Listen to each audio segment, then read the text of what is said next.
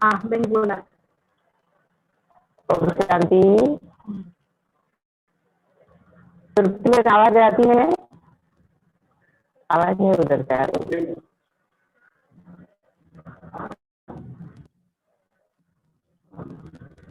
आवाज आती है क्या?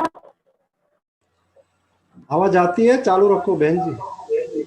चालू है ना? आवाज आ रही है ना? ओके। ओम शांति। ओम शांति। हम सभी का परम सौभाग्य है जो हम 2020 में इस दिसंबर मास के ऐसे ही कहेंगे लास्ट वीक में हम सभी रामदेव का लिंग विशेष करके आपस में मिल रहे हैं और आज विशेष आदरणीय दीदी जी ने हम सबके स्व उन्नति के लिए भट्टी रखी हुई है। भट्टी खास राम विकास लिंग ने रखी है, लेकिन मैंने साथ साथ थोड़ा सा उसमें जोड़ दिया पूरे मेरा सोसाइटी सब जोन हो, क्योंकि सब जोन के अंदर भी हर मास में एक भक्ति करते हैं। तो हमने देखा कि इसमें आदरणीय राजू भाई जी का क्लास है, उषा दीदी का क्लास है, सरला दीदी जी का क्लास है, तो सभी उसका लाभ उठाए इस भावना से उनको भी जोड़ दिया है। आज के इस हमारे तपस्या भक्ति में मैं विशेष करके हम सभी को आगे करने वाली, हम सभी के अंदर बल भरने वाले, हम सभी के द्वारा नवीनता के महानता द्वारा कुछ न कुछ विशेष कार्य करने वाले, सबको आगे बढ़ने के लिए डायमंड चांस देने वाले हमारे अत्यंत प्रिय हमारे लिए प्राण ऐसे बाप दादा का इस भक्ति में मैं आह्वान करती हूँ और साथ ही साथ बाप दादा का तहे दिल से स्वागत भी करती हूँ। गुप्त रूप में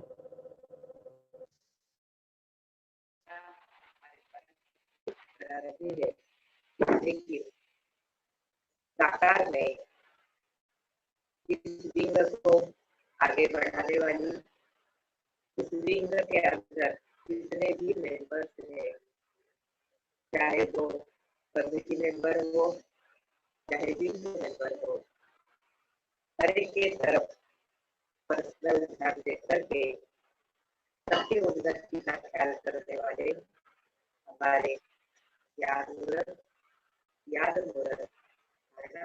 और सेवा मूर्त आदरणीय सरला दीदी जी का मैं तहे दिल से विंग के तरफ से स्वागत करती हूँ। साथ ही साथ मधुबन प्रांगण में बैठ करके सारे विश्व के साथ कनेक्शन जोड़ने वाले और सभी को बाबा के साथ कनेक्शन जुड़ा करके हर एक के जीवन में अथाह प्राप्ति कराने वाले दिन रात सेवा में जुड़े हुए, चाहे लॉकडाउन हो चाहे लॉकअप हो, परंतु जो सदा ही सेवा में व्यस्त है और पारिवारिक रीति से हर एक व्यक्ति का ख्याल रखते हैं, पालना देते हैं, ऐसे हमारे आदरणीय राजू भाई जी का भी मैं तहे दिल से स्वागत करती हूँ। साथ ही साथ हमारे मधुबन के कोऑर्डिनेटर मंथ भाई, शशिकांत भाई, जो दो मूर्तियां है छोटी लेकिन इनकी कीर्ति महान है, ये भी इस विंग को आगे बढ़ाने में फिलहाल अपना योगदान करते हैं। इन दोनों का भी मैं स्वागत करती हूँ। साथ ही साथ हमारी दीदी सेवा साथी शक्ति जो अनेक गुणों से संपन्न है, एक्यूरेसी है, अलर्ट है, एक्टिव है, आयु छोटी होते हुए भी बहुत बड़ा जिम्मेवारी की सेवाएं करती रहती है। नेचर की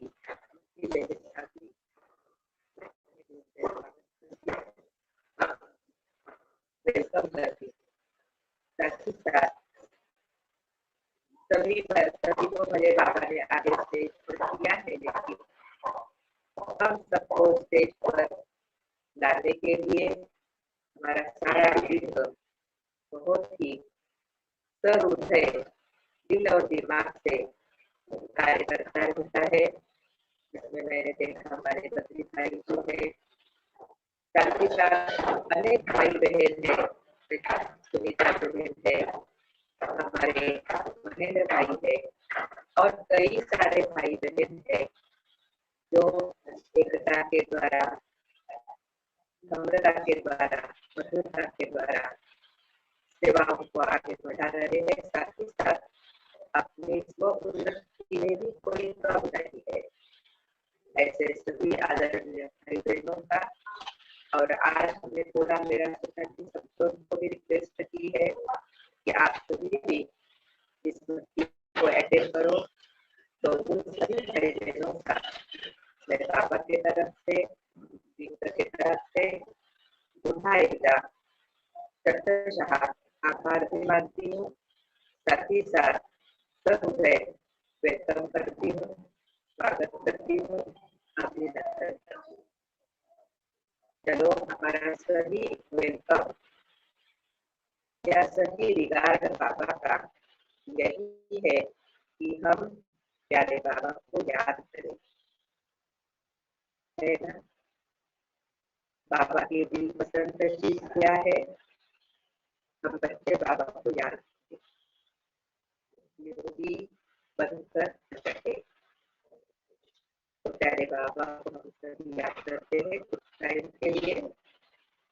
और खास हम याद मैं मास्टर सर्वशक्तिवान आत्मा हूँ इस मूर्ति के साथ करेंगे, क्योंकि कल बाबा आए थे तो बाबा ने हमको कहा स्वमान में स्थित रहो,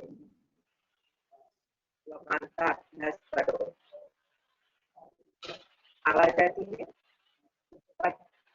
इसमें आती है।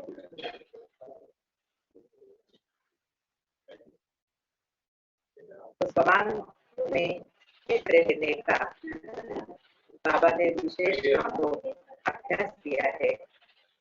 तो हम सभी कुछ समय के लिए मैं मास्टर सर्वशक्तिवान आत्मा हूँ इसमें स्थित होते हुए वातावरण के अंदर शक्तियों की किरणें, शक्तियों के वाइब्रेशन फैलाने की सेवा करेंगे। चलिए याद हम ऐसे करेंगे जो कि स्वरूप बने। आवाज आ रही है सभी को?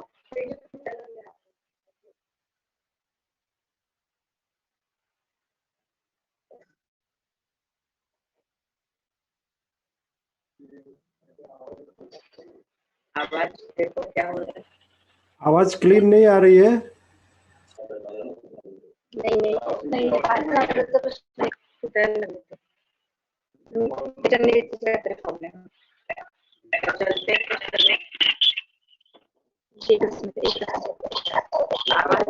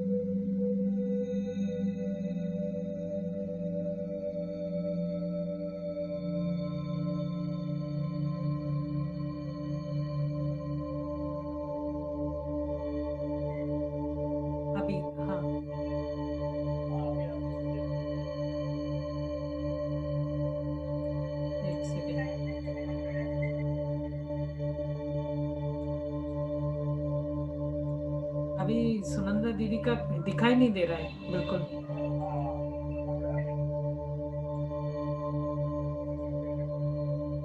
हाँ जी, हाँ जी, अनम्यूट ही है, सॉरी म्यूट है। हाँ, आप खुद अनम्यूट कीजिएगा, आप वहाँ पे अनम्यूट कीजिएगा।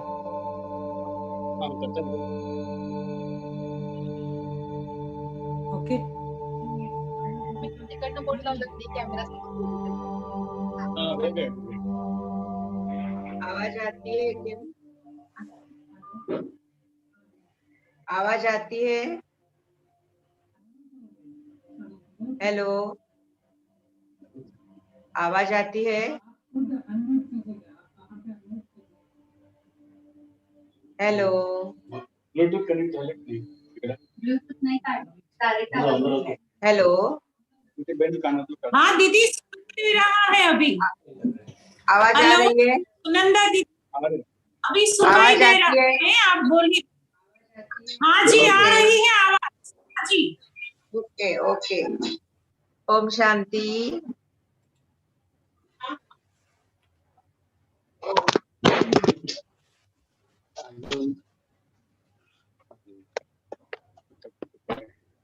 और रश्मीबेन जी इकडे या जरा.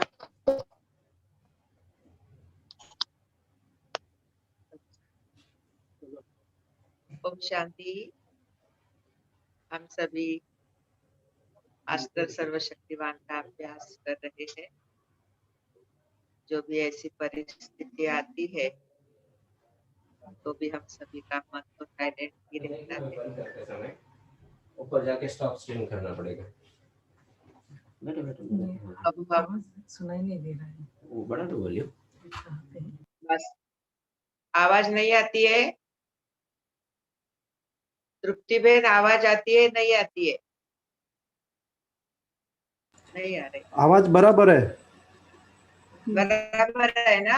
अनम्यूट में ना आ रही है ना? हाँ जी, बराबर बराबर है, आवाज बराबर है. ओके, तो चलिए हम सभी अपने संकल्प के साथ एकाग्र हो जाएंगे। दो भ्रुकुटी के बीच में जो मैं चेतना हूँ, आत्मा हूँ, वही मास्टर सर्वशक्तिवान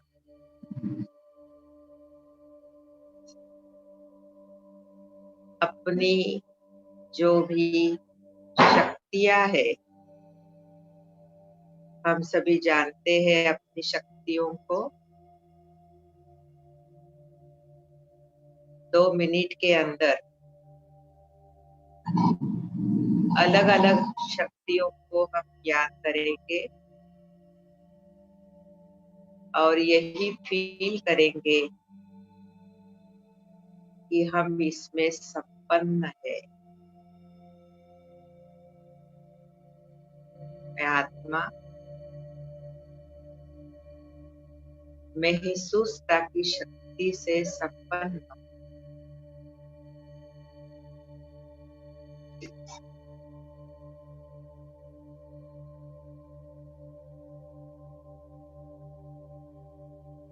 ईश्वरीय ज्ञान के आधार से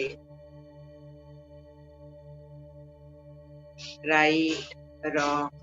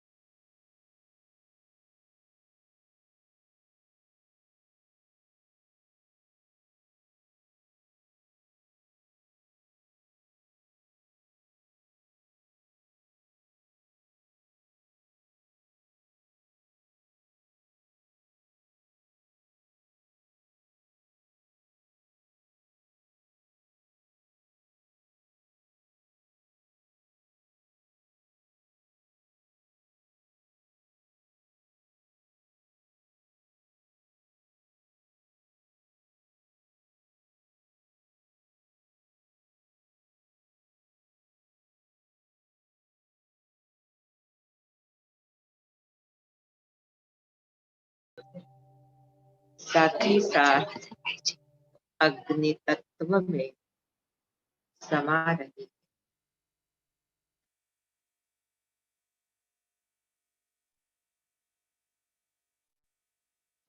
ये मेरी पवित्रता की किरणें वायु तत्व में भी समा रही है।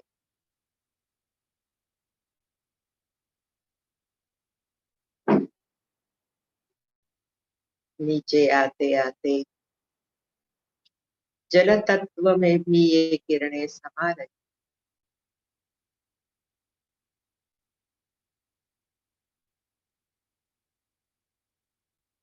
और अब धरणी माँ जिस पर मैंने पूरा ही खेल किया,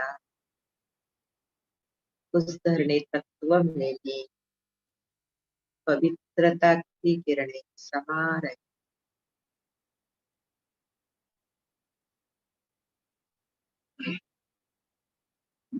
और अब मैं अपने साकार शरीर भ्रुकुटी सिंहासन पर स्वराज्य अधिकारी आत्मा, मास्टर सर्वशक्तिवान आत्मा विराजमान हो गई। ना भी ऊंचा ऐसे दिखती है गई, क्योंकि आपका दृष्टा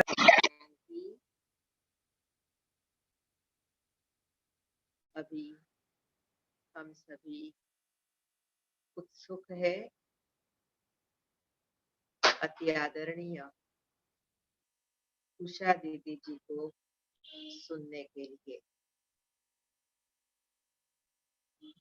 हम सभी जानते हैं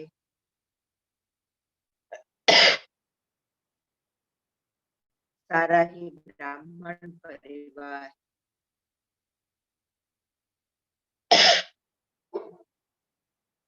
उषा दीदी को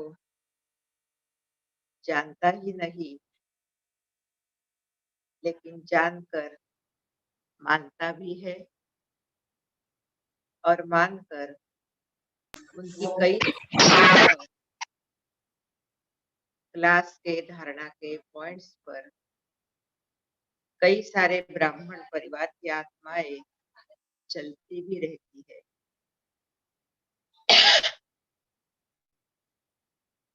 उषा दीदी जी जो विशेष विख्यात हुए, वो अपने सुंदर ज्ञान सुनाने के तरीके द्वारा। हम सब जानते हैं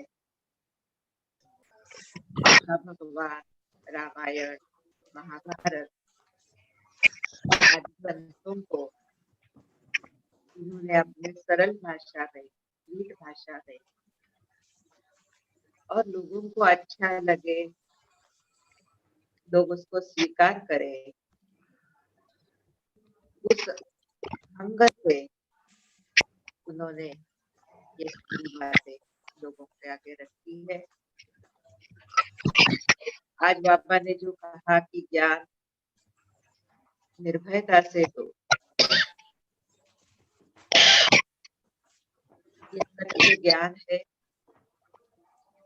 निर्भयता से भी दो तो नम्रता से भी दो। तो इन दोनों विशेषताओं को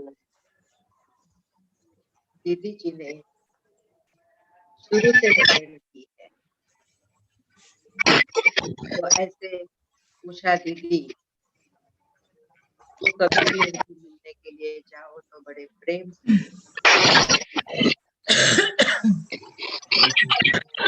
हमको ढूंढ रहा है। उनको आने का रिक्वेस्ट करते हैं तो मानते हैं, बिजी होते हुए भी इजी हो जाते हैं। कैमरा देखो, कैमरा उषा दीदी जी आज वीरियम की जगह जो है वो है जो बांग्लादेश कहता है आजकल व्यर्थ क्या उधर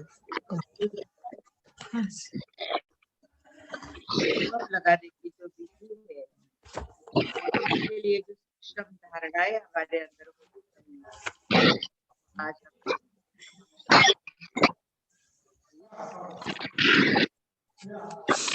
उनका वेलकम भी करती हूँ जिंदर के तरफ से, साथ ही साथ उनको रिक्वेस्ट करती हूँ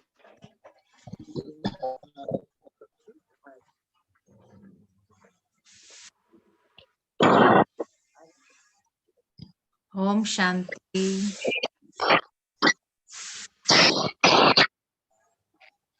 ओम शांति।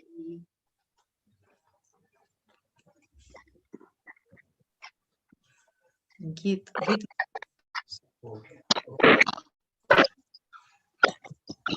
सभी भाई बहनों को हमारे प्यारे प्यारे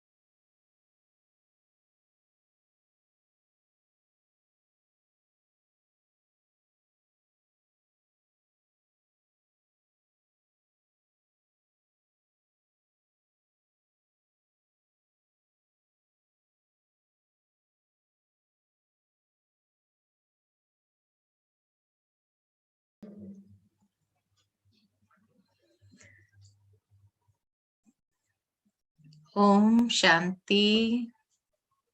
ओम शांति। ओम शांति। हमारे प्यारे सुनंदा बहन, तृप्ति बहन, जानकी बहन, सभी बहनें जो भी आज ऑनलाइन में उपस्थित है, तथा सभी भाई बहनें विशेष ग्राम सेवा प्रभाग के जितने भी हमारे प्यारे प्यारे भाई बहनें हैं, विशेष सेवा में लगे हुए हैं, आप सभी का आज की इस भट्ठी में बहुत बहुत हार्दिक स्वागत है, स्वागत है, स्वागत है।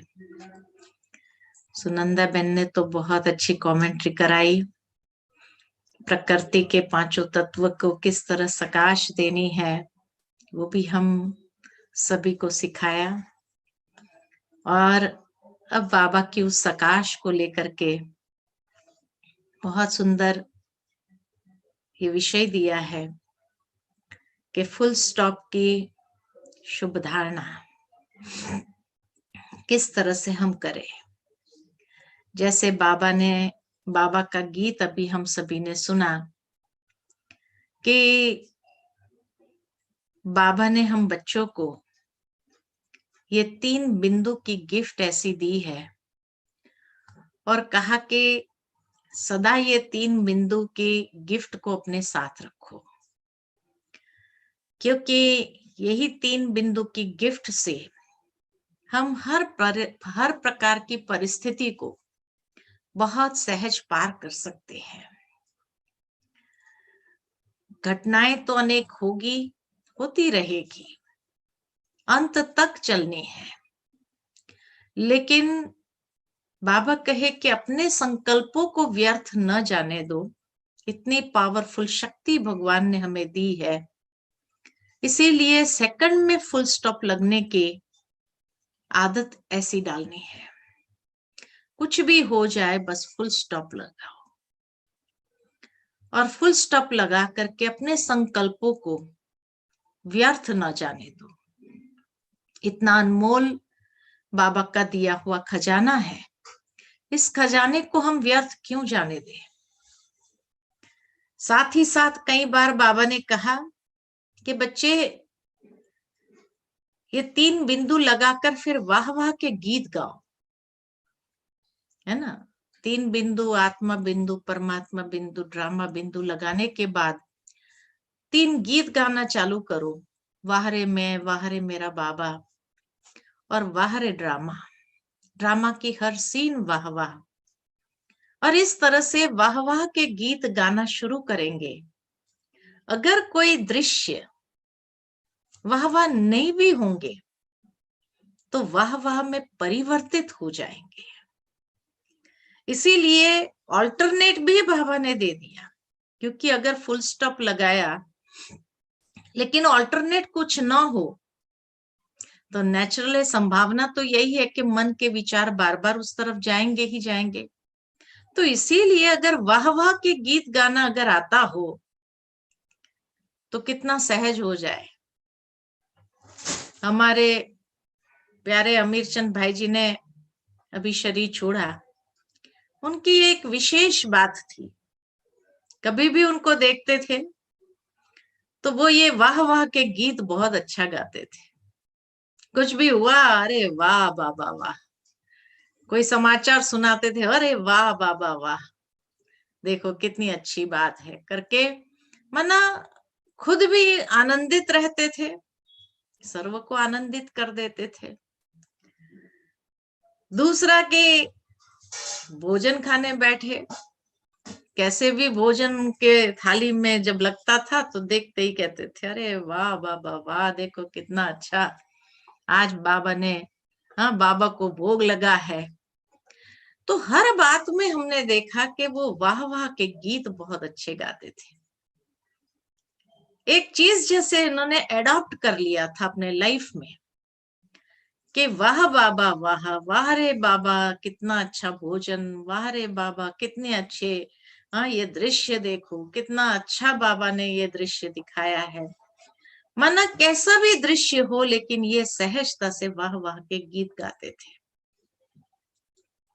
भावार्थ यही है कि हर आत्मा के अंदर जो बाबा की कोई एक बात ऐसी समा जाती है उनकी नस नस के अंदर कि उसी के आधार पर पुरुषार्थ की गति बहुत सहज और स्वाभाविक हो जाती है।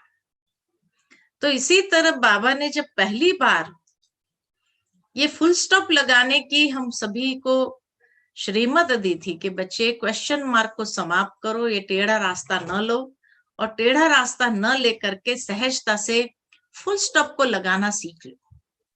ये जब बाबा ने कहा तो एक भाई पंजाब के वो आए मेरे पास में और कहने लगा, बहन जी बाबा ने कहा क्वेश्चन मार्क नहीं लगाना चाहिए, फुल स्टॉप लगाना चाहिए। अब ऐसी कोई चीज तो है नहीं, लगा दिया फुल स्टॉप और हो गया बंद, ये तो होता नहीं है। तो फुल स्टॉप लगाने का एक्चुअल मीनिंग क्या है, कैसे फुल स्टॉप लगेगा? तो उस समय ये सोचने पर मजबूर हो गई थी मैं कि आखिर भी जब कहा कि फुल स्टॉप लगाओ तो ये फुल स्टॉप कैसे लगाना होता है। तो उस पर कुछ बातें जो विचार सागर मंथन के रूप में सामने आई, तो ये महसूस हुआ कि फुल स्टॉप लगाने का मतलब है कि अपने विचारों को एक दिशा देना, जिस दिशा में वो जा रहा है उसके बदले एक दूसरी दिशा में उसको लगा देना। कहने का भावार्थ ये है कि अगर नेगेटिव दिशा है तो उसको पॉजिटिव दिशा में लगा देना, ये है फुल स्टॉप लगाना। कुछ और सोचना चालू करें। जैसे कुछ दिन पहले बाबा की मुरली हम सभी ने सुनी और उस मुरली के अंदर बाबा ने हम बच्चों को यही बात स्पष्ट किया कि बच्चे जब आप ये सोचते हो सेवा के विषय में, या मान लो कि कोई और उन्नति की बात को लेकर विचार सागर मंथन करते हो, यज्ञ सेवा के विषय में सोचते हो, तो बाबा ने कहा कि ये भी निरसंकल्पता है। कुछ दिन पहले ही बाबा की ये मुरली हमने एक बहुत गहरी मुरली सुनी जिसमें बाबा ने संकल्प, विकल्प, निरसंकल्पता, कर्म अकर्म विकर्म की गुह्य गति बाबा ने एक बहुत सुंदर सुनाई। और जिस तरह के बाबा की उस मुरली की गहराई थी, तो हम लोग राजू भाई से यही बात कर रहे थे कि ये राजू भाई ये मुरली आपने कहाँ से निकाली, कहीं ये पीयू की मुरली तो नहीं है जो बाबा ने इतनी गहरी मुरली चलाई। तो देखा गया तो उसमें बाबा ने कहा जब यज्ञ के प्रति आप कोई संकल्प करते हो, सेवा के प्रति आप संकल्प करते हो, तो ये भी एक प्रकार की निरसंकल्पता है। ये बाबा ने उस मुरली के अंदर गहराई बताई। और फिर बाबा ने कहा उसके अलावा जब आप कोई भी विकारों के वशीभूत होकर के या व्यर्थ संकल्प चलाते हो, तो व्यर्थ संकल्प नेचुरल है कि जो कर्म कराएगा वो विकर्म ही बन जाएगा। और जब आपका निरसंकल्पता वाला चलेगा तो वो अकर्म के रूप में, सतयुग में तो अकर्म होते ही है, लेकिन यहाँ पर भी कई जैसे कर्म को हम न्यूट्रलाइज सहजता से कर सकते हैं। तो इसीलिए संकल्पों को एक दिशा दे देना, दूसरी दिशा में लगा दो। हाँ, उस वक्त योग में नहीं बैठना चाहिए मेरे हिसाब से। क्यों नहीं बैठना चाहिए? क्योंकि योग में बैठेंगे ना तो वो विचार बार बार मन के अंदर ठक ठक करता रहेगा, नॉक करता रहेगा। इसीलिए ऐसे समय पर या कोई ना कोई सेवा में बिजी हो जाओ, या चाहे कर्मणा सेवा हो, वाणी की सेवा हो, तो अनुभव ये कहता है कि जब हम किसी को ज्ञान भी सुनाना शुरू कर देते हैं, किसी से ज्ञान युक्त चिंतन की बातें करते हैं, तो उसमें भी हमें अपने मन के लिए बहुत बड़ा समाधान मिल जाता है कि हमारे विचारों को एक बहुत सुंदर दिशा मिल जाती है। क्योंकि मन को एकदम स्टॉप कर दो, विचारों को स्टॉप कर दो, ये तो होगा नहीं। लेकिन हाँ, फुल स्टॉप कहा मतलब ये व्यर्थ को स्टॉप लगाने के लिए कहा। और व्यर्थ को स्टॉप लगाने के लिए इतना स्टॉक हमारे पास जमा होना जरूरी है, क्योंकि अगर हमारे पास ज्ञान का मनन चिंतन का इतना स्टॉक नहीं होगा तो हम अपने विचारों को दिशा नहीं दे पाएंगे। इसलिए आवश्यकता है कि ये दिशा देने के लिए हमें अपने मन के अंदर इतने अच्छी अच्छी बातों का, श्रेष्ठ विचारों का, श्रेष्ठ चिंतन का बहुत अच्छा स्टॉक जमा करने की जरूरत है। और ये तभी होगा जब मुरलियों का अध्ययन करने की हमें आदत होगी। जितने हम मुरलियों की अध्ययन में उसमें लग जाते हैं, उतना ही हमें बहुत अच्छे से हमारे पास ये स्टॉक जमा हो जाता है। दूसरी बात कि जब हम कहते हैं कि फुल स्टॉप लगा दो, तो फुल स्टॉप लगाने का भाव यही है कि हम निश्चय बुद्धि बन जाए, कि जैसे ये बात अगर निश्चय में है कि कल्याणकारी समय है, बाबा ने कहा है पुरुषोत्तम कल्याणकारी संगम युग है, तो पुरुषोत्तम संगम युग है हमारे लिए, तो इतना कल्याणकारी युग, इस कल्याणकारी युग में हमारे लिए अकल्याण हो ऐसी कोई बात हो ही नहीं सकती है। ये निश्चय, ये जितना अंदर में निश्चय बुद्धि हो करके उसको हम धारण कर लेते हैं इस महावाक्य को, तो जैसे बाबा ने कहा है कि हमारा अकल्याण हो ही नहीं सकता। अगर कोई अकल्याण वाला दृश्य दिखाई भी दे तो उसके अंदर बाहर का स्वरूप भले अकल्याण का दिखाई भी दे, लेकिन उसके भीतर जो है वो कोई ना कोई कल्याण का तोहफा हमें प्रदान करने आया है, हमें देने आया है। इसलिए हमारा अकल्याण होने की कोई संभावना इस युग में तो है ही नहीं। जहां भगवान साक्षात परमात्मा बाप हमारे साथ है, तो फिर हमारा कल्याण करने की ताकत भी किसकी हो सकती है? हो ही नहीं सकती है। तो इसीलिए बाबा कहते हैं कि ये 3 बिंदु लगाना, माना बाबा, स्वयं और ड्रामा, तीनों के प्रति निश्चय बुद्धि होकर के चलना। और जितना निश्चय बुद्धि होकर के चलेंगे और परिवार के प्रति निश्चय, ये चारों निश्चय जितना हमारा पक्का होगा, उतना फुल स्टॉप लगाना आसान हो जाएगा। अगर कोई ब्राह्मण परिवार के तरफ से भी अगर मान लो के पेपर आ जाए तो भी क्या होगा? उस समय यही सोचो कोई बात नहीं, कोई ना कोई हिसाब होगा, आगे पीछे का पूरा हो गया। और इस तरह से वो हमारा अकल्याण कर सके, ये तो कभी हो ही नहीं सकता है।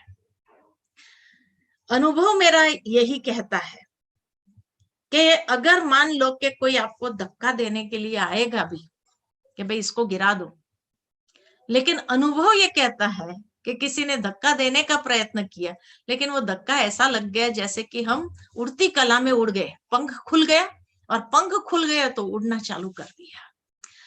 यानी गिर नहीं सकते हैं हम, गिर नहीं सकते हैं। ये अनुभव का बहुत बड़ा एक अनुभव है मेरा। अभी इतना टाइम नहीं है जो मैं वो शेयर करूं आप लोगों के साथ, लेकिन ऐसा लगता है कि कोई धक्का देने गया और ऐसा पंख खुल गए और पंख खुल करके उड़ना चालू कर दिया।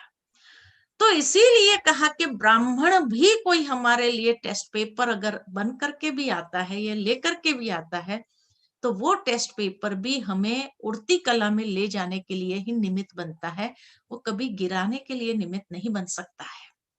अगर उसकी मनसा होगी भी तो भी नहीं गिरा सकता है, क्योंकि कल्याणकारी बाबा हमारे साथ है, कल्याणकारी समय में हम हैं, बाबा का वरद हस्त हमारे ऊपर है, तो हमारा कल्याण करने की ताकत जब माया की ही नहीं है तो और किसकी हो सकती है? और किसी की हो ही नहीं सकती है। तो इसीलिए ये वाह वाह के गीत गाना आसान हो जाएगा, सहजता से गीत गा सकेंगे। मान लो और फिर भी कोई ब्राह्मण नहीं तो कोई बाहर वाला भी अगर पेपर बन करके हमारे सामने आया, तो उस समय क्या करना चाहिए? तो फुल स्टॉप लगाने का मतलब है कि उस आत्मा के प्रति शुभ भावना, शुभकामना का दान दो, क्योंकि यही फुल स्टॉप की विधि है। उसकी विशेषता देखना चालू करो।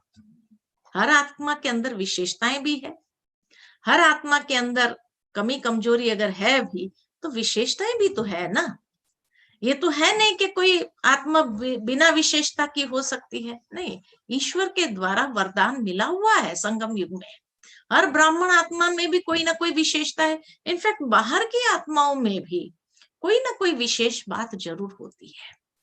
तो इसीलिए व्यर्थ सोचने के बजाय या नेगेटिव सोचने के बजाय आवश्यकता है कि उस समय हम उस आत्मा जो पेपर बन करके भी अगर आई है या कोई ना कोई परिस्थिति क्रिएट कर रही है मेरे सामने भी, तो भी उसके प्रति शुभ भावना, शुभकामना का दान देना तो नेचुरल है। हमारा व्यर्थ स्वतः ही परिवर्तित हो जाएगा।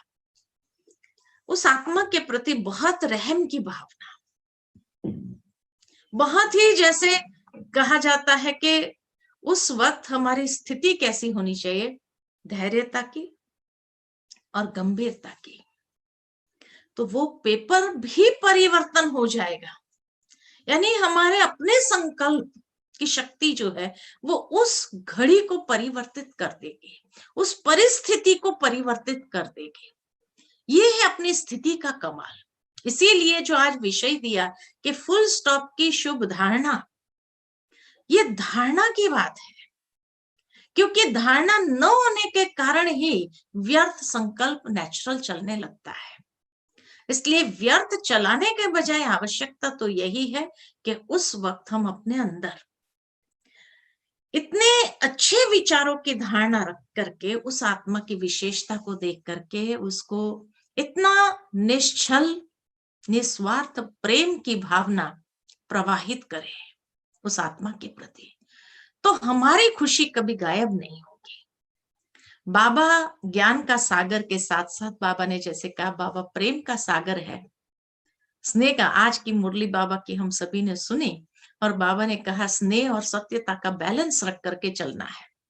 तो बाबा आया है हम बच्चों को स्नेह सिखाने, प्रेम सिखाने आया है, क्योंकि तभी तो प्रेम मूर्त देवी देवताएं बन जाएंगे कि हमें हर एक के साथ किस तरह से निश्चल निस्वार्थ प्रेम की गंगा को बहाते हुए उस आत्मा को बहुत शुभ भावना शुभकामना दे करके उसको भी कहीं ना कहीं आवश्यकता है अच्छे विचारों के मदद की, क्योंकि तभी वो टेस्ट पेपर क्रिएट कर रहा है।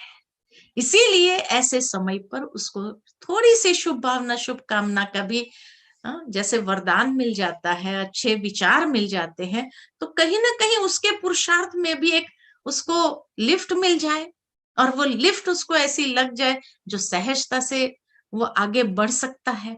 तो इसीलिए बाबा जैसे कहा दुनिया में तभी तो गायन है भक्ति मार्ग के अंदर कि तू प्यार का सागर तेरी एक बूंद के प्यासे हो, कि ऐसा प्रेम अगर निश्चल निस्वार्थ प्रेम कि वो गंगा हमें प्राप्त हो जाए, और बाबा हमें दे रहा है, बाबा हमें ऐसे देवता बना रहा है, ऐसे प्रेम की मूर्तियां बना रहा है। एक एक मूर्ति को देखो, दादियों को जब हम देखते थे तो कैसे प्रेम के निस्वार्थ प्रेम, बड़ी दादी के अंदर जैसे बड़े हाथ ऐसे खुले करके जब ऐसा करती थी तो कैसे प्रेम ऐसा बहता था निस्वार्थ। दादी को कोई जैसे चाहिए नहीं कोई, लेकिन वो देने की जो भावना, इसी तरह बाबा के अंदर भी जो देने की भावना, हर आत्मा के प्रति देने की भावना,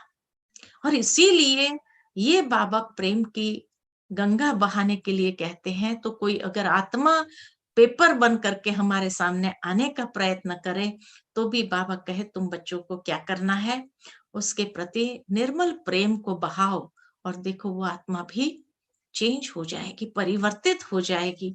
वो दोबारा ऐसे सोचने की भी, हमारे प्रति सोचने की भी हिम्मत नहीं रख सकती है। इस तरह से दूसरा, जब फुल स्टॉप लगाने के लिए कहते हैं, चौथी बात, तो पहली बात कहा कि अपने संकल्पों को एक दिशा दे देना, वाह वाह के गीत गाना शुरू कर देना। दूसरा कहा कि निश्चय बुद्धि बन करके निश्चिंत हो जाना, और ड्रामा की हर सीन में कल्याण समाया हुआ है ये समझना।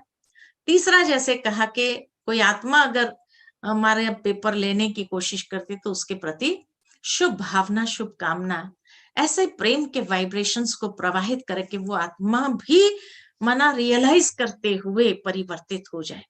और चौथी बात, जब हम कहते हैं कि भाई फुल स्टॉप लगाना है, तो फुल स्टॉप लगाने का मतलब है अंतर्मुखता में जाना, अंतर्मुखी हो जाना, भीतर चले जाओ, ऐसी गुफा में चले जाओ, तपस्या की गुफा में चले जाओ।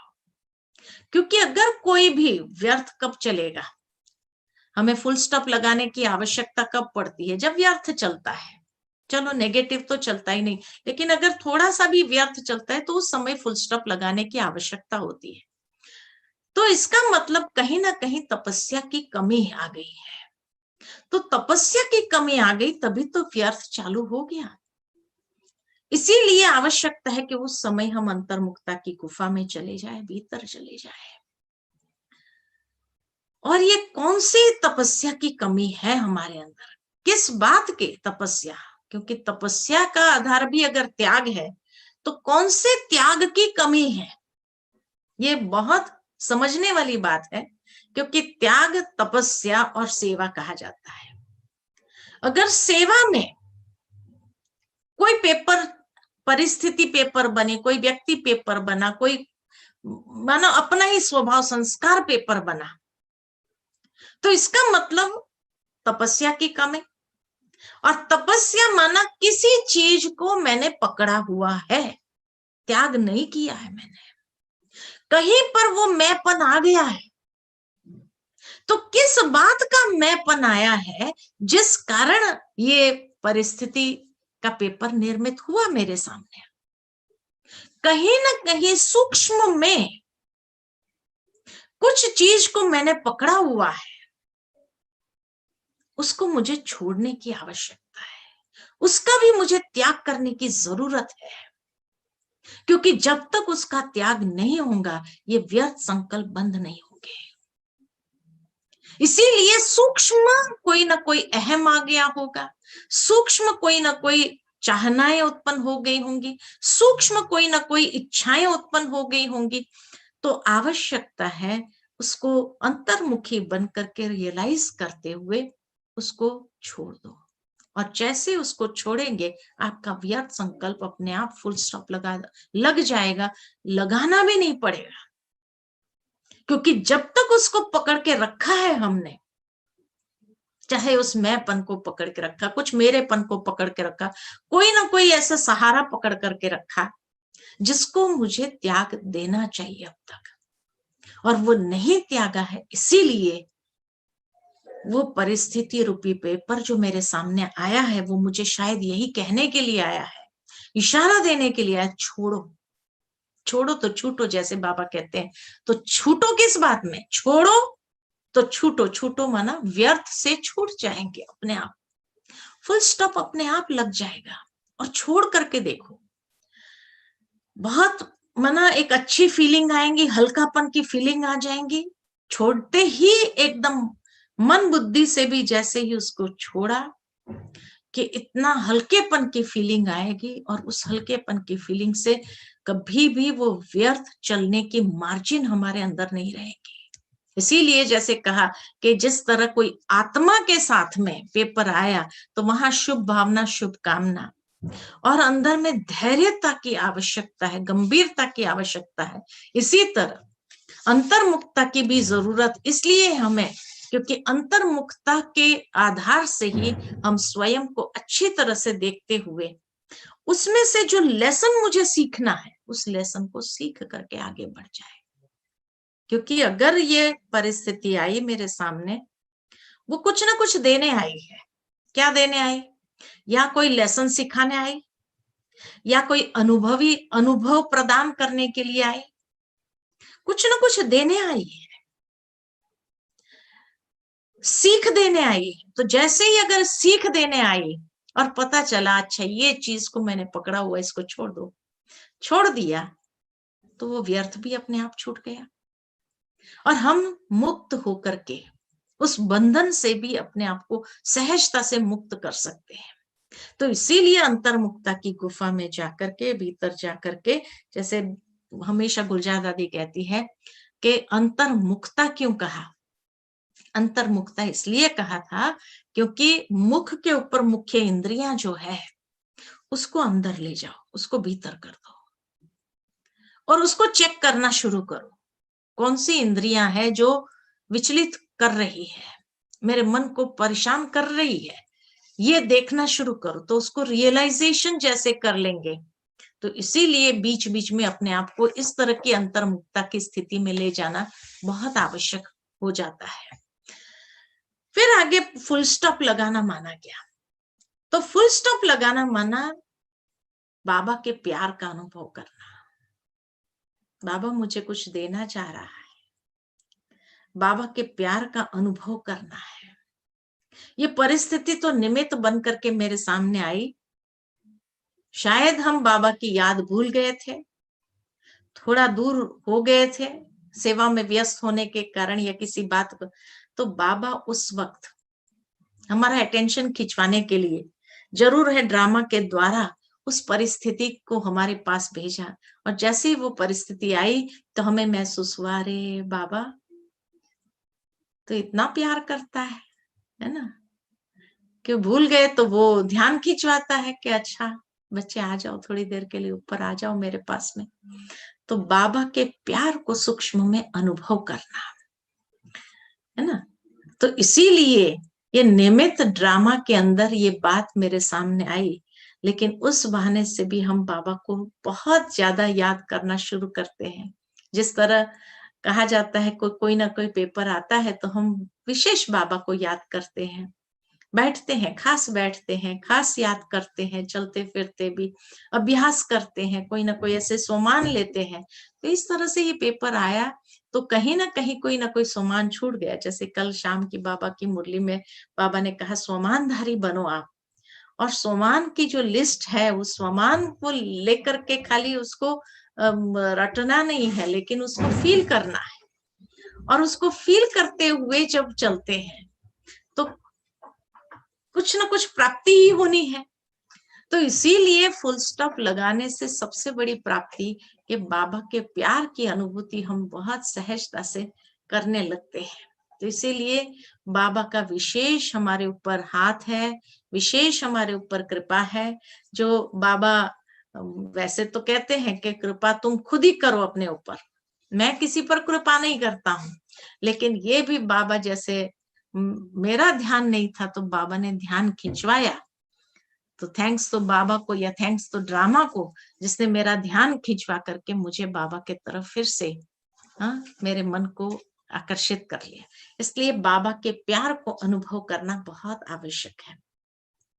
दूसरा कि फुल स्टॉप लगाना माना कोई ना कोई नई चैलेंज को स्वीकार करना, नई चैलेंज को स्वीकार करना, क्योंकि बाबा हमारे अंदर क्षमता विशेष भरना चाहते हैं।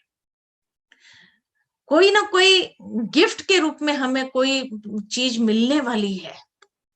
जैसे मैंने देखा कि जब शुरू में हमने सेल्फ मैनेजमेंट लीडरशिप कोर्स आरंभ किया था तो उस समय हमें यही महसूस हुआ कि जैसे हमें एक सागर में डाल दिया गया है, अब तैरो, डाल दिया, तैरना सीखो। अभी अरे भाई तैरना आता ही नहीं है, अभी खाली हम अभी तो शुरू हुए, कोर्स कराना, क्लास कराना चालू किया और कहा तुम मैनेजमेंट करो। जब यज्ञ के अंदर भी कोई ऐसा नहीं है, एग्जाम्पल नहीं जिसको हम देखे सुने करे, वो भी नहीं। और हमको कहा नहीं जाओ तुम वो कंपनी में जाओ, इंग्लिश आता है ना, वहां जाओ। और हमें जैसे डाल दिया इस सागर में जहां चारों ओर अगर क्रिटिसिज्म है, भाई क्रिटिसिज्म तो फेस करना ही पड़ेगा क्योंकि दुनिया के HR लोग हैं, वो क्रिटिसाइज न करे कोई बात को लेकर के, ऐसा तो हो नहीं सकता है।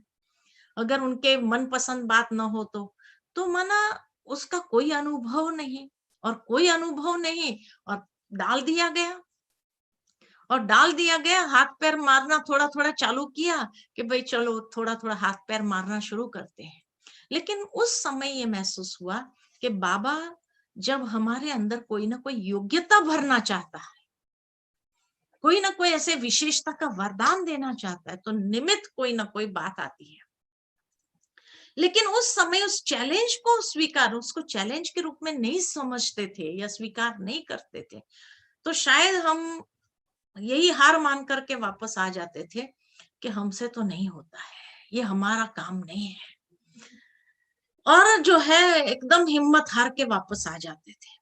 लेकिन उस सागर के अंदर जैसे ही हमें डाला गया और बाबा ने भी जैसे सिलेक्ट करके हमें कहाँ बॉम्बे में थे और कहाँ हैदराबाद भेज दिया और बैठा ऐसा डाल दिया, लेकिन ये महसूस हुआ कि बाबा ने अगर कोई चीज के लिए डाला है तो योग्यता भी अभी बाबा भरेगा। अमृत वेले विशेष हम लोग योग करते थे, और बाबा अब योग्यता भरो, है ना। और बाबा के सामने अमृत वेला बैठ करके, जैसे बाबा से इतनी सकाश लेकर के वो अमृत वेले जैसे बाबा हमें भरपूर करता था, तो जब भी कोई नई चैलेंज को स्वीकार करना होता है या नई बात हमारे सामने आनी है जिसमें बाबा नई योग्यता भरने चाहता है, अब नई योग्यता भरने के लिए तो क्या करेगा, भाग्य विधाता अगर कुछ देना चाहता है, भाग्य बनाना चाहता है, तो परिस्थिति न आए तो हो नहीं सकता है।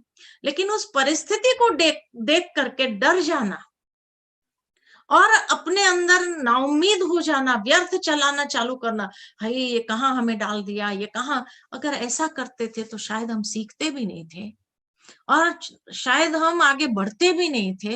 एक नया अध्याय यज्ञ के अंदर शुरू नहीं होता था, है ना। इसी तरह गीता के लिए जब मेरे को न संस्कृत आता है न कुछ आता है, लेकिन फिर भी बाबा ने कैसे कराया, तो हमेशा कोई भी नई चैलेंज हमारे सामने आती है, उस नई चैलेंज को देख करके कई बार जब लोग डर जाते हैं तो व्यर्थ चलाना चालू करते हैं, और उसी चैलेंज को भाई नहीं, अगर बाबा ने ये दिया है तो बाबा ही योग्यता भी भरेगा, ये विश्वास।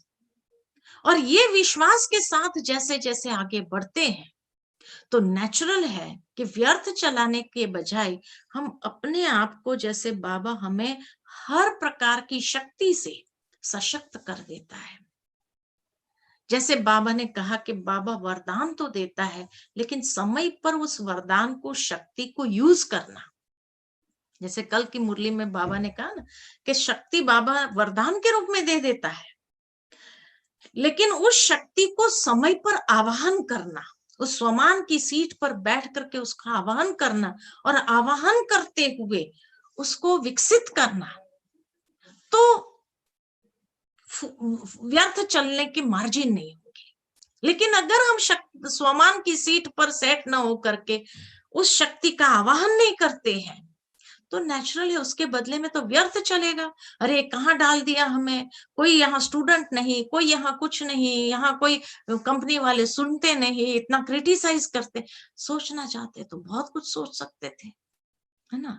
लेकिन हर बात में ये महसूस हुआ कि बाबा जैसे सदा साथ है और साथ का अनुभव करते हुए आगे बढ़ना आसान हो गया।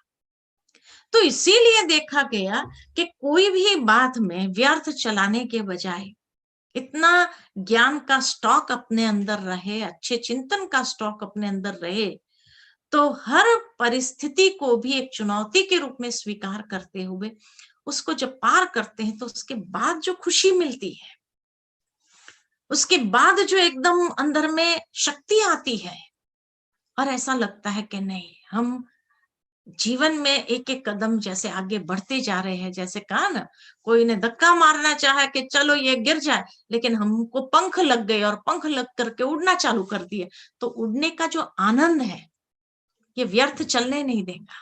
लेकिन अगर उड़ने का आनंद नहीं लिया तो व्यर्थ चलना तो स्वाभाविक है। तो इसीलिए उसमें बाबा का प्यार समझना चाहिए। बाबा के हर एक बात हमारे सामने आती है। इनिशियली कठिनाइयां हैं, टीथिंग ट्रबल्स जरूर आएंगे। जैसे एक बच्चे को दांत आते हैं तो दर्द जरूर होते हैं, तो एक नई चीज है तो दर्द जरूर होगा।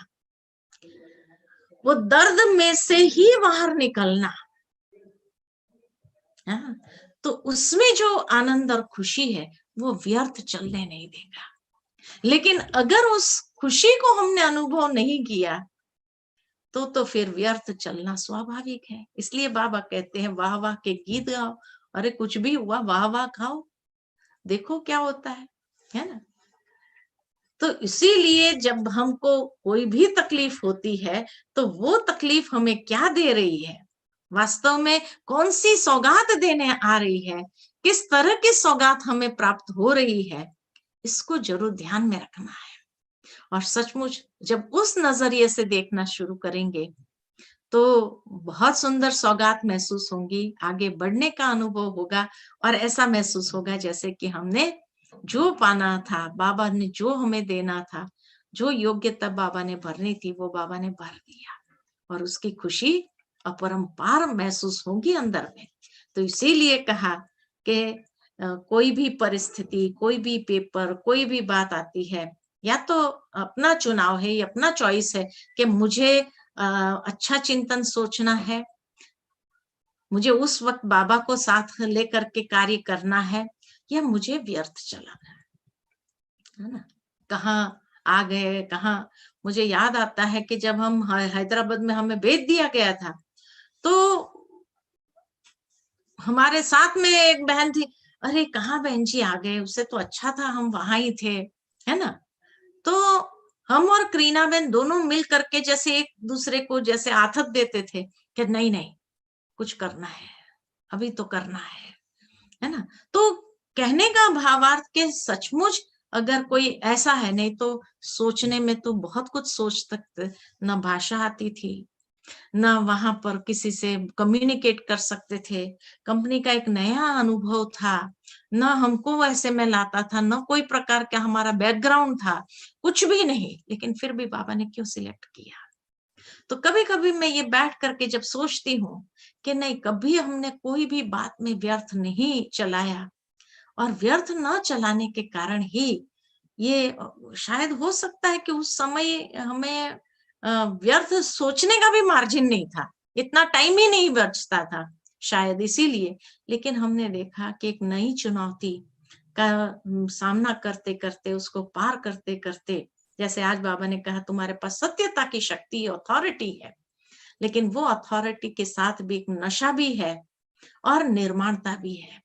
तो ये जब बाबा ने कवच दिया है, उस कवच को पहन करके चलते हैं, तो कोई भी चीज हमें अंदर से कमजोर नहीं कर सकती है, हमें घबराएगी नहीं। जैसे आज बाबा ने कहा, घबराएगा नहीं, मुंझेगा नहीं, सोचेगा नहीं, व्यर्थ सोचेगा नहीं, और कमजोर नहीं पड़ेगा, उलझेगा नहीं।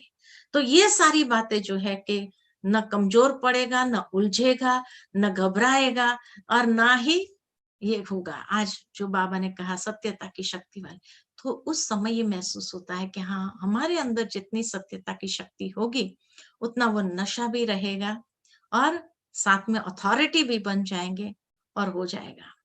बाबा की एक दिन की मुरली मुझे याद आती है कि उस दिन की मुरली में बाबा ने कहा कि हिंदू कोई धर्म नहीं है। अच्छा, मुरली में हमेशा आता है तो हमने पढ़ लिया। जब पढ़ लिया तो एक भाई बैठा था, शास्त्र का बहुत ज्ञाता था, बहुत बड़ी अथॉरिटी थी शास्त्र की। हमें पता नहीं, उसने बहुत शास्त्र पढ़े हुए थे, हमें उसका परिचय इतना नहीं था।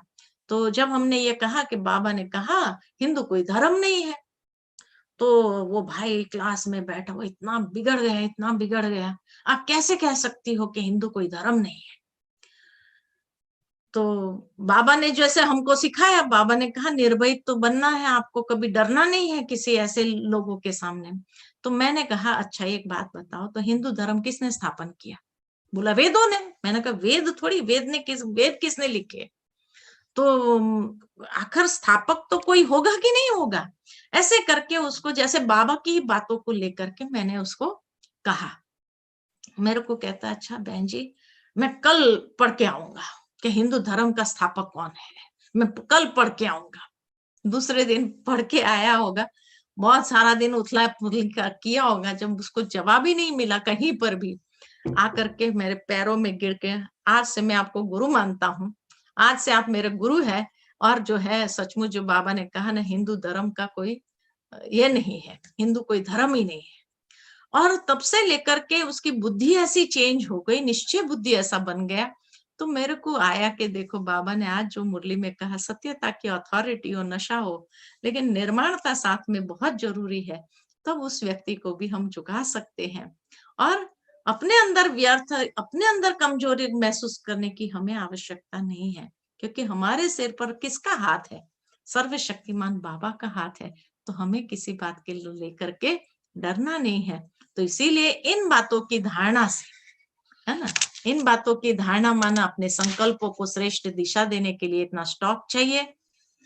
उस समय विशेष वाणी या कर्मणा की सेवा करो जितना हो सके। योग में बैठने की आवश्यकता नहीं, अगर व्यर्थ चलता हो तो निश्चय बुद्धि बन जाए। धैर्यता और गंभीरता को धारण करते हुए हर आत्मा के प्रति शुभ भावना, शुभ कामना को प्रवाहित करना, प्रेम की निर्मल गंगा को बहाना और अंतर्मुखी बन करके भीतर जा करके सोचना, समझना उस बात को अच्छी तरह से, और उसमें से जो लेसन सीखने को मिले वो सहजता से सीख करके आगे बढ़ना और बाबा के प्यार को अनुभव करना। हर चैलेंज के रूप में उसको स्वीकार करेंगे तो बहुत आनंद आएगा और आगे बढ़ेंगे व्यर्थ चलाने के बजाय। ठीक है, अच्छा, ओम शांति।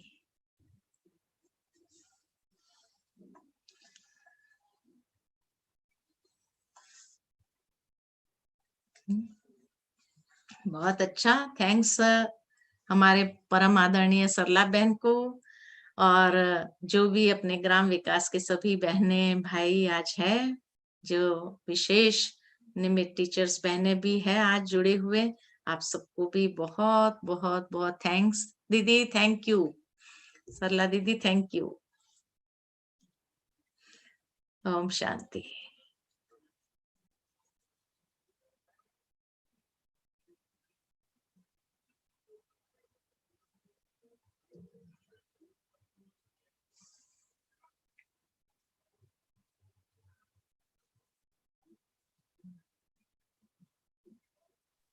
ओम शांति। ओम अच्छा शांति। दीदी, सदा उल्लास में रहने वाली, उत्सव में रहने वाली, हम और उपराम स्थिति में रहने वाली और सदा शांत में रहने वाली शासकीय प्रशासन विभाग की मधुबन कोऑर्डिनेटर हमारी नहीं, पॉलिटिकल विंग की, पॉलिटिकल विंग की, पॉलिटिकल विंग की प्रशासक विंग नहीं, एडमिनिस्ट्रेटर्स नहीं। दीदी का हम तहे दिल से आभार व्यक्त करते हैं, जिन्होंने बहुत सुंदर बात एक बताई कि फुल स्टॉप लगाना माना बाबा के प्यार का अनुभव करना।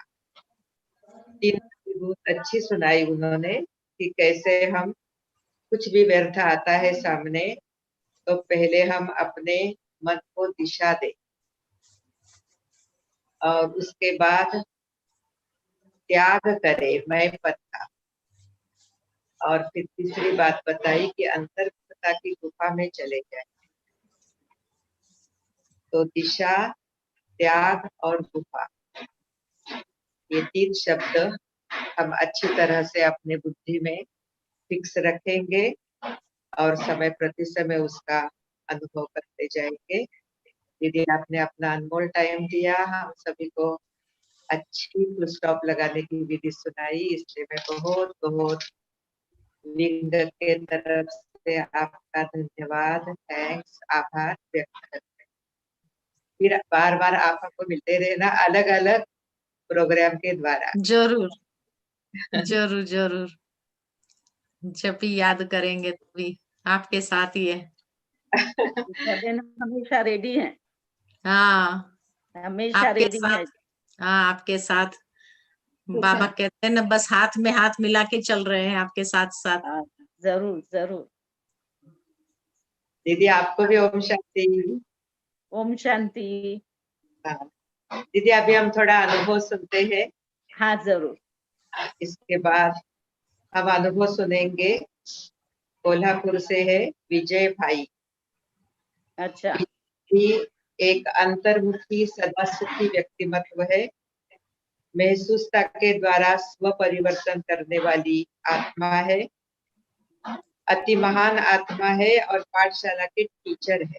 गीता पाठशाला इनके घर में चलती है, इनके गांव में चलती है, इसका संचालन ये करते हैं, हर प्रकार की सेवा द्वारा भाग्य बनाते हैं।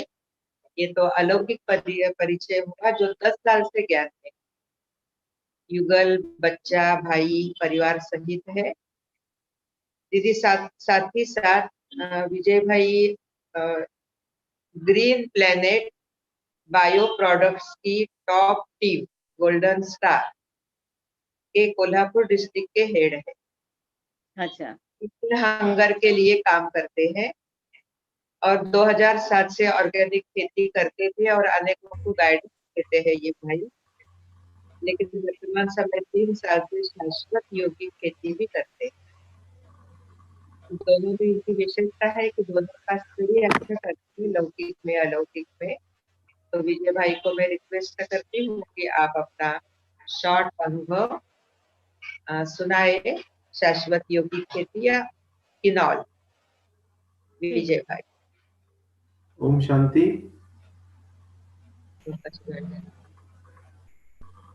ओम शांति। ओम शांति। हाँ बहन जी, ओम शांति। ओम शांति। पहले तो मैं बहन जी का, बाबा का और अब सबका धन्यवाद करूंगा, क्योंकि इतना बड़ा अवसर मुझे ये मेरा अनुभव शेयर करने के लिए चांस दिया। तो thanks to all of you. और ये लॉकडाउन का मेरा अनुभव है। मैं 10 साल से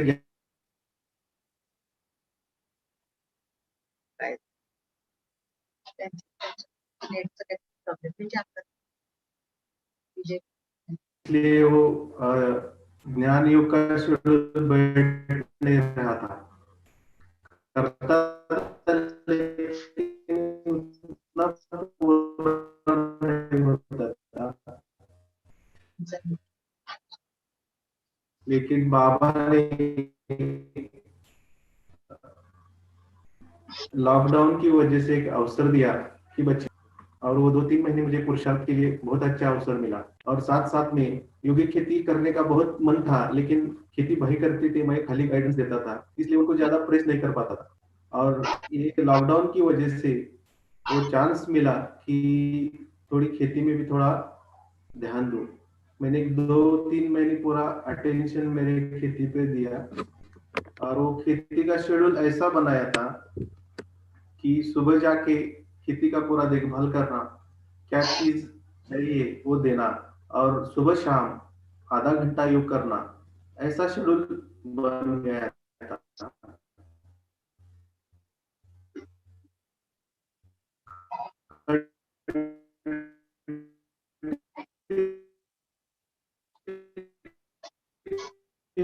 तीन महीना ये शेड्यूल बन गया, और उसका गन्ना है, और वो 2.5 एकड़ गन्ने में 30 क्विंटल है, उसको बोलते हैं।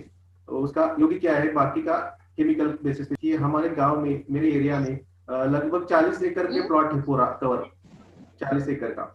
और उस 40 एकड़ में वो 30 गुंठे का जो गन्ना है वो सबसे बढ़िया आ गया। और आजू बाजू के जो किसान है वो बीज के लिए वो गन्ना मांग रहे थे। फिर मैंने उनको बोला, हमारा ही क्यों आप मांग रहे हो? तो वो बोले कि इस 40 एकड़ में आप जैसा, आपके जैसा गन्ना बीज के लिए अच्छा किसी का भी नहीं है। ये अनुभव बहुत बढ़िया आ गया इस साल।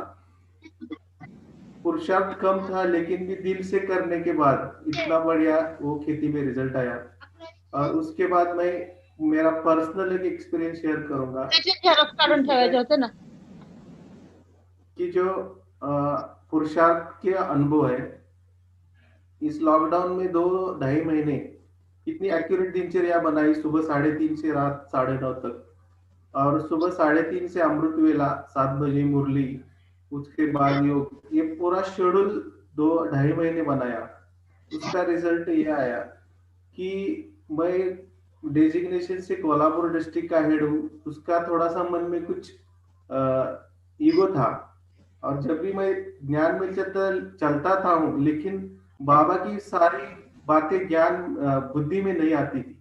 और उसके योग और ये शेड्यूल से क्या हो गया कि मैं जब भी सेंटर पर जाता था, जो छोटी बहनें हो, बड़ी बहनें हो, उनको कभी कभी मन में अंडर एस्टिमेट करने का आता था, इनको क्या पता है, मैं तो बहुत एक्सपीरियंस वाला हूँ। एक ऐसा ईगो मन में था, और उसी धारणा से, उसी एंगल से मैं सबको देखता था। लेकिन इस ज्ञान योग से मन में, बुद्धि में इतना परिवर्तन आया कि बहुत सी चीजें ऐसे टच हुई कि जैसे मैंने खेत में एक्सपीरियंस किया, जब हम कोई भी क्रॉप लगाते हैं, उस क्रॉप पे हम जो करते हैं अपने हिसाब से करते हैं। वो फसल हमें नहीं बोलती कि ऐसा करो ऐसा करो, जो हमारी बुद्धि में आता है उस तरह से उस फसल को हम ट्रीट करते हैं। वहाँ ये एक्सपीरियंस ज्ञान में ऐसे लगा मुझे कि बाबा हमें अपना बच्चा बनाता है, जैसे बाबा हमको चलाता है वैसे चलना चाहिए, जैसे अपनी फसल चलती है। वो पूरा ज्ञान बुद्धि में आया और इतना परिवर्तन लाया कि जो क्रोध था मन में थोड़ा सा, अभी भी बाकी ज्ञान में चलने से भी वो पूरा कम हो गया। और मन में एक ऐसी धारा आई कि हाजी का पाठ जो है बाबा का, वो बहुत बढ़िया है और वो हम उस पे चलना चाहिए। बहुत बार क्या करते हैं, लौकिक में चलते चलते कई बुद्धि में ऐसे विचार आते हैं जो विचार हम ज्ञान में भी लगाते हैं और उसका रिजल्ट क्या होता है, 100% अपने को सक्सेस नहीं मिलता। ऐसा बहुत बार हुआ था। और एक अनुभव ऐसा आया कि लॉकडाउन था, मेरा तो ग्रुप बहुत बढ़िया है और बड़ा भी है, इसलिए मुझे जिम्मेदारी भी बहुत है। और उस जिम्मेदारी में हमारे ग्रुप में मैं सबसे छोटा हूँ एज में और मुझसे मेरे जो कलीग्स है वो मुझसे बड़े हैं, फिर भी वो आपस में उनका बनता नहीं है। और ये गए 2-3 साल से मैं उनका मेडिएटर बनाऊं, वो 5 लोगों का मैं उनको समझाता हूँ ये जो ज्ञान है ये लौकिक में कभी नहीं मिलता। बाबा ने इतनी शक्ति दी है जो बड़े बड़े को भी ज्ञान से हम इकट्ठा ला सकते हैं।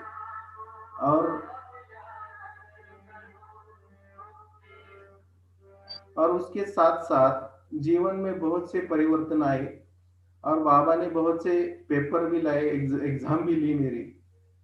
ऐसा लगता था कि अब कुछ नहीं रहेगा, लेकिन लास्ट मोमेंट में बाबा ऐसे खींचता है कि जो लॉस हुआ था वो सब निकल जाता है। इस लॉकडाउन में ऐसे बहुत से अनुभव आए और पुरुषार्थ भी अच्छा रहा। और मैं इतना परफेक्ट नहीं मानता हूँ कि मेरा एक्सपीरियंस अभी को कोई कुछ टीचिंग करे, लेकिन मुझे जो अनुभव आ गया इस लॉकडाउन में वही छोटा सा अनुभव है। और एक बुद्धि में आ गया, हाजी का पार्ट पक्का करना है, आगे कुछ नहीं बोलना है, जो भी चले वो बाबा को समर्पित करके पुरुषार्थ करना है। यही एक लॉकडाउन का मेरा अनुभव रहा। Thank you. ओम शांति। बहुत शॉर्ट स्वीट। जैसे आपने सुनाया कि कई सारी परिवर्तन की बातें सुनाई और बाबा चाहता ही है हम सभी से परिवर्तन। और आज बाबा ने कहा कि अनुभव की अथॉरिटी बनो, अनुभव सुनाते चलो।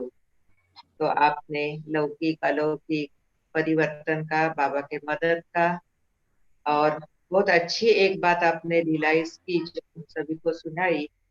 और आज बाबा ने भी कहा कि समर्पण माना श्रीमत के अंडर चलना, चाहे वो लौकिक में रहने वाले बच्चे हो बाबा के या हम सेंटर पर रहने वाले समर्पित भाई बहन को। लेकिन सुंदर अर्थ बाबा ने कहा कि समर्पण माना श्रीमत के अंडर चलना। तो विजय भाई आपने तो ये अच्छा महसूस ही किया कि श्रीमत ही कैसे हमें श्रेष्ठ बनाती है। तो धन्यवाद है आपका। फिर अभी अगली कड़ी है अनुभव की, वो है हमारे गोवा के संदीप भाई। गोवा के संदीप भाई भी 10 साल से ज्ञान में चलते हैं और इनकी विशेषता है कि आप सभी को मालूम है गोवा माना देश का परदेश है। हमारे प्राण प्रिय दादी जी गोवा के लिए हमेशा कहती थी ये फॉरेन है, इंडिया का फॉरेन। तो ऐसे इंडिया के फॉरेन में रहने वाले संदीप भाई जो पिछले 10 साल से ज्ञान में चलते हैं और योगिक खेती करते हैं। संदीप भाई अपने खेती में ड्रैगन फ्रूट जैसे भी फ्रूट उगाते हैं। तो सोचो कहाँ गोवा की धरणी, जो धरणी काजू या फणस या आम इन चीजों को फलीभूत करती है, चावल को फलीभूत करती है, ऐसे हमारे बाबा की मदद से यौगिक खेती के आधार से अच्छे नए नए ढंग से खेती करते हैं। उनके खेती के अनुभव भी बहुत अच्छे ही है। नाम संदीप है तो इनका दीपक सदा जगता रहता है, क्योंकि वे अपने दीपक के अंदर ज्ञान का भी ग्रुप रोज डालते हैं, तो अटेंशन का ग्रुप भी रोज डालते हैं। संदीप भाई कुमार है, अच्छी खेती करते हैं, तो मैं समझती की हूँ कि शीघ्र ही वो जाएंगे या हो गए नहीं है। अच्छा, तृप्ति बहन, संदीप भाई को ज्वाइन होने में प्रॉब्लम आ रहा है, क्योंकि संदीप भाई थोड़ा गांव एरिया में रहते हैं। ऐसे समय पर हम कनेक्शन का महत्व बहुत कुछ फील करते हैं, है ना। गांव के अंदर थोड़ा रेंज प्रॉब्लम होती है, जिस कारण चाहते हुए भी वो कोशिश तो कर रहा है, हो जाएगा। तब तक मैं आप सभी के थैंक्स अदा करती हूँ, विशेष करके हमारे अति आदरणीय सरला दीदी जी, जो स्वयं बैठ करके सारी भट्टी अटेंड कर रहे हैं। उनका उपस्थित रहना ही हम सभी के अंदर बाबा के प्रति, उनके प्रति और ये सारे परिवार के प्रति प्यार निर्माण करता है, रिगार्ड निर्माण करता है। दीदी जी उपस्थित रह करके हम सबका उमंग उत्साह बढ़ाते हैं, और हम शाम को उनकी प्रेरणादायी वचन जरूर सुनेंगे। तो दीदी जी का मैं तहे दिल से विंग की तरफ से आभार व्यक्त करती हूँ। साथ ही साथ हमारे अति आदरणीय राजू भाई जी का भी आभार व्यक्त करती हूँ। पहले सत्र के अंदर सुमंत भाई, शशिकांत भाई जो मधुबन में बैठ करके भट्टी को अटेंड कर रहे हैं, और कुछ टेक्निकल प्रॉब्लम आते हैं तो उनको ही हम सभी पूछ रहे हैं, तो उनके भी मैं थैंक्स अदा करती हूँ। साथ ही साथ हमारी तृप्ति बहन, जिन्होंने पूरा ही को-होस्ट होकर के इस हमारे पहले सत्र को चलाया, उनके भी मैं थैंक्स अदा करती हूँ।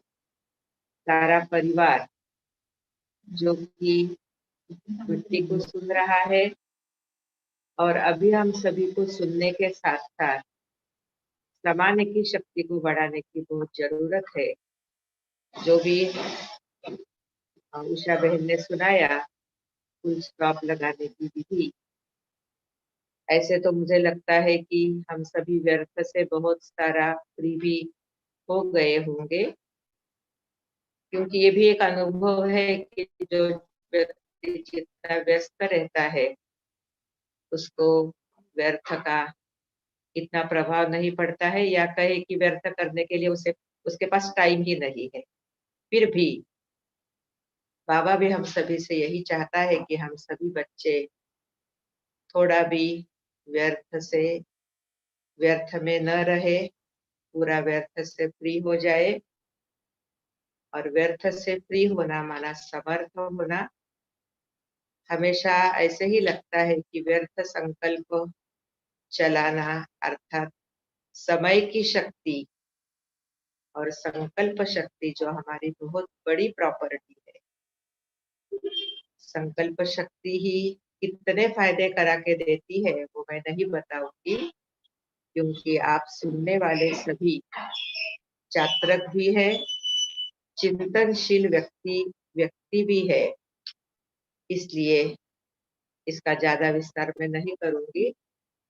लेकिन आज के दिन जैसे हम सब खेती के अंदर जानते हैं कि बीज बोने के बाद जमीन में, जिसको हम कहते हैं एक्स्ट्रा, मराठी में तड़ बोलते हैं उसे, वो आता ही है। लेकिन किसान का बहुत ध्यान रहता है, थोड़ा भी तड़ आ जाए तो तुरंत उसको खुद बैठ करके हाथों से निकालता है। उसके लिए 3-4 लोग लगा करके भी उसको निकाल देता है, क्योंकि ये जो तड़ है, एक्स्ट्रा घास जो आता है, वो फसल को शक्तिशाली बनाने नहीं देता है। इसलिए किसान का बहुत ध्यान रहता है कि वो सारा निकल जाए। उसी प्रकार व्यर्थ संकल्प भी मन के खेती के अंदर के एक घास ही है। तो हम सभी आत्माएं जो श्रेष्ठ कर्मों का बीज बो रहे हैं, व्यर्थ संकल्प एक व्यर्थ कर्म है, तो हम अटेंशन दे करके अपने आप को व्यर्थ से मुक्त करें। 3 बिंदु, मैं आत्मा बिंदु, बाबा बिंदु, ड्रामा बिंदु, इन बिंदुओं को बहुत अच्छी तरह से यूज करें, क्योंकि हम सभी जानते हैं स्कूल के अंदर जो हमारी भाषा होती है, हम कुछ भी लिखते हैं तो लिखने के बाद फुल स्टॉप भी लगाते हैं, एक बिंदु लगा देते हैं। बिंदु लगाने के बाद ही हम नया सेंटेंस लिख पाते हैं या लिखते हैं या नया पैराग्राफ लिखते हैं। उसी प्रकार जीवन के अंदर भी हमें कुछ भी इधर उधर हो जाता है तो उसको फुल स्टॉप ही देना है। बाबा ने कहा है कि फुल स्टॉप लगाओगे तो स्टॉक आपका फुल स्टॉकिस्ट बन जाओगे, सारे खजाने आपके पास भरपूर आ जाएंगे। तो इस प्रकार हम सभी इसका लाभ।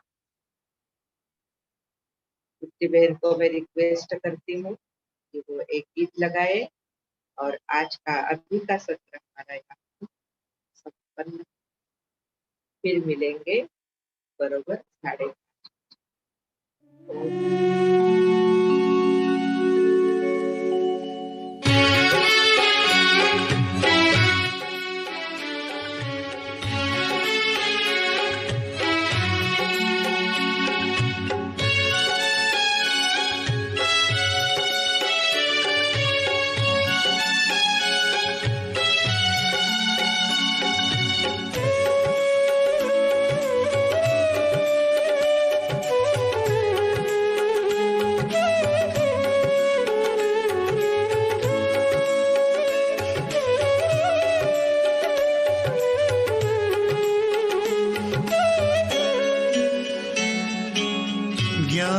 चंदन से महकी जीवन फुलवारी है, ज्ञान के चंदन से महकी जीवन फुलवारी है। आपकी शिक्षाएं बाबा हमको लगती प्यारी है, लगती प्यारी है।